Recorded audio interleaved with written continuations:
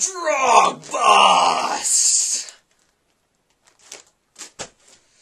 Did CC cops overstep their boundaries while trying to catch a man for drugs? More at Channel 73 News at 6. Welcome to Channel 73 Action News. Featuring Benjamin Broadcast. Benjamin Broadcast. Benjamin Broadcast. Benjamin Broadcast. And finally, Benjamin Broadcast.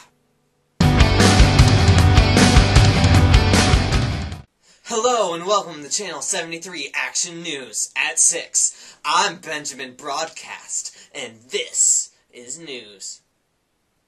One would think that if a man was found guilty for possession of drugs, that everything would be puppies and unicorns and be all nice and peaceful, so.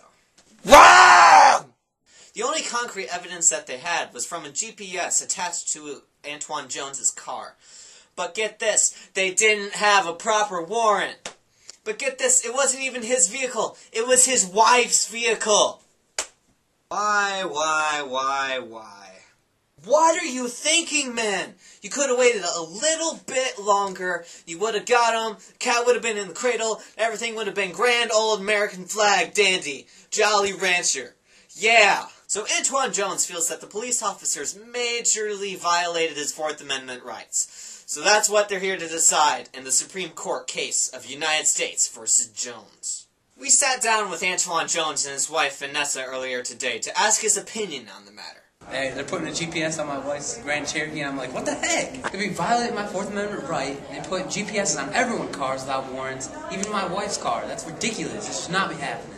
His wife Vanessa feels very much the same way. I don't know what you guys are thinking, putting a GPS on my car, trying to track down my husband. It's not even his car. That is not justified at all. Now the U.S. side disagrees. We had every right to place a GPS on Jones's wife's Jeep because we had probable cause that he had drugs in his car, and we had probable cause that he was drug trafficking and that he was in affiliation with everybody that we caught at the warehouse. And the definition of an unreasonable search procedure is something without probable cause, and we definitely had probable cause. So it was constitutional that all the work that Agents Scully and Mueller did was completely within boundaries, and all the evidence used and taken from the GPS should be used in this case, because all it did was state where he was located, and all of the evidence collected by the GPS was public evidence. Agent Scully, one of the agents that actually planted the GPS device, feels that her actions were justified. We installed it on the 11th day because that was the first day that we had sufficient opportunity to make the installation. And the GPS tracking could have been like equivalent to following on public roads. So I don't think that applies to the Fourth Amendment. So did police overstep their boundaries by attaching the GPS to the bottom of Antoine Jones' car? Or were their acts justified because Antoine Jones might actually be guilty?